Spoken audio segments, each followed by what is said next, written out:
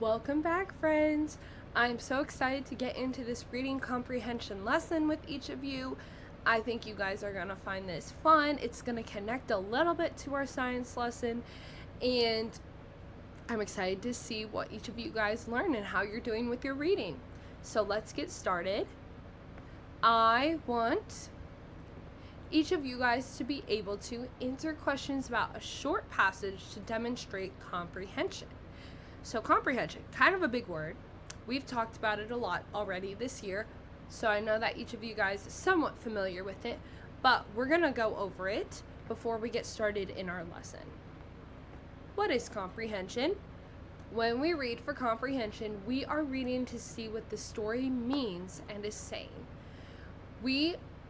When we read for comprehension, we are not just reading super fast to get the reading done, to put a check mark next to it.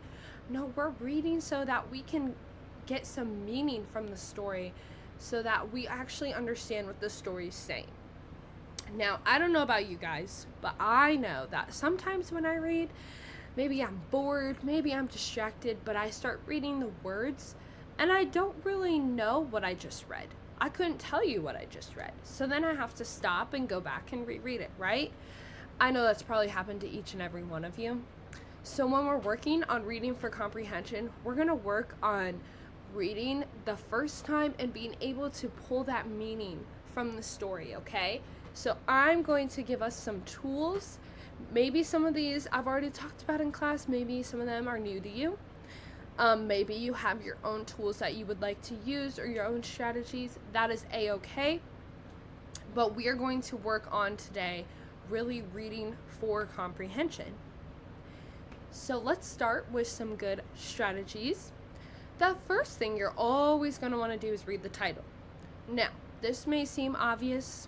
I know that we always do that when we read together in class, but sometimes if we're rushing and we just see a short passage, we don't even read the title.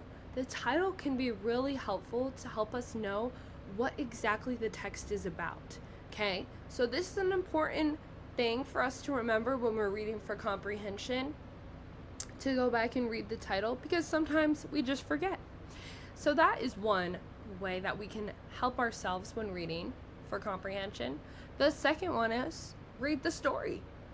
Now that one also might seem pretty obvious, but when I am saying read the story, I mean slowing down, taking my time, reading, maybe underlining or highlighting as I'm reading, asking questions, stopping.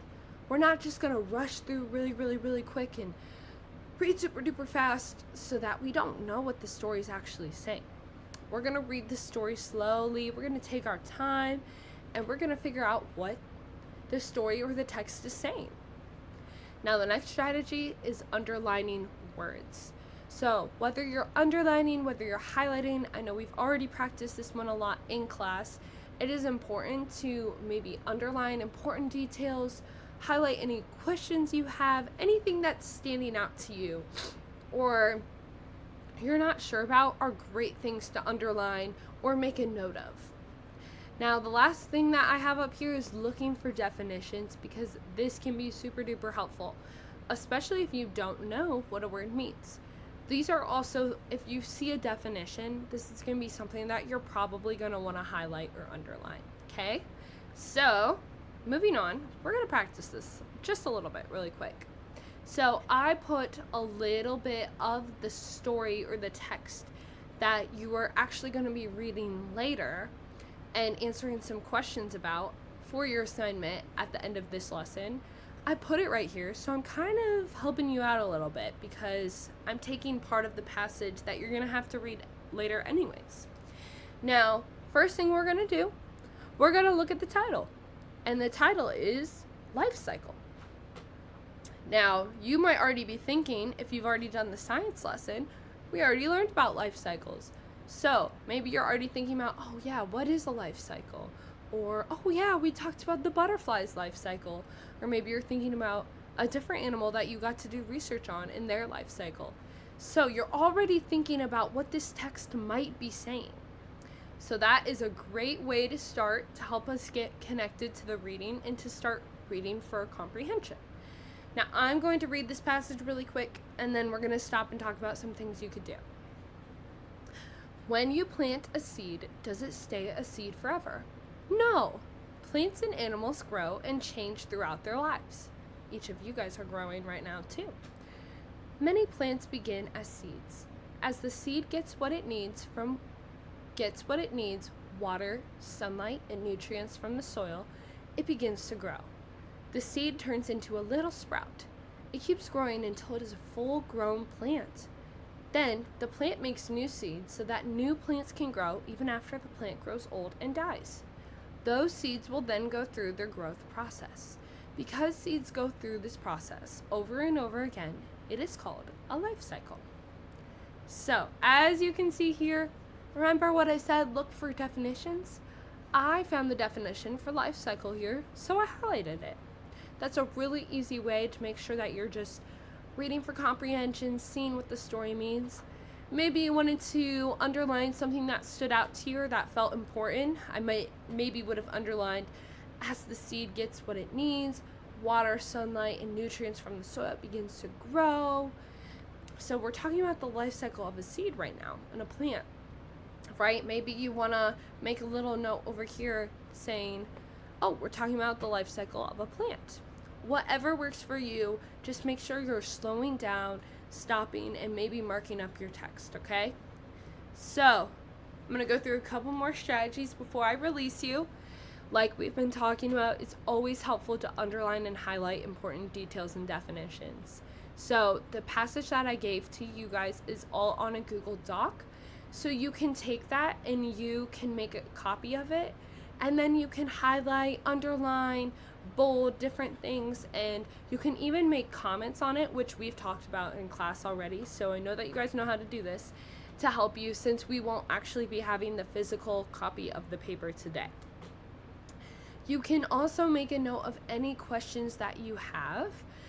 You can do that once again through the comment, or you can put a question mark, and we can go over those when we're back together in class. You can put an exclamation mark next to anything that is important or stands out to you. And of course, I want you to take your time and reread passages or sentences that you didn't understand, okay? So these are all great strategies to help you with your comprehension. So now, I want you to try it on your own. We've practiced this already in class, but I think this will be a great strategy for you guys to really practice doing this online. The first thing you're going to do is read the life cycle short story. And I already read a little bit of it to you, so you already have an idea of what this story is going to be about. Next thing you're going to do, highlight, underline, use whatever strategies work for you. Like I said, this is going to be on a Google Doc. I want you all to make your own little copies of it, and I want you to use at least one strategy to help you read this for comprehension. Then you are going to go to the Google form in Google Classroom, and you have, I think, 7 or 8 questions on this text, okay? I want you to make sure that you're having the questions, the Google form up, and the passage at the same time. You're going to be referring back and forth to those, okay, to help you answer those questions well. I know that some of you guys like to rush through these and you just want to guess on the questions, but I want each of you to really slow down. I already read you the first paragraph. It's not going to take you forever, and to really try your best with these questions, okay? One last thing. Don't forget to reread the passage when you are answering the questions. Try your best and work hard, as I know each of you is going to do. So I have the link to the story here, but I'm going to have it in Google Classroom so it'll be easier for you to get. And it's also at the very top of your Google form that's assigned to you. It will be there too. So I look forward to seeing how you guys do with this lesson. And as always, feel free to ask any questions that you have by emailing me or getting your parents to contact me. Bye guys, have a great rest of your day.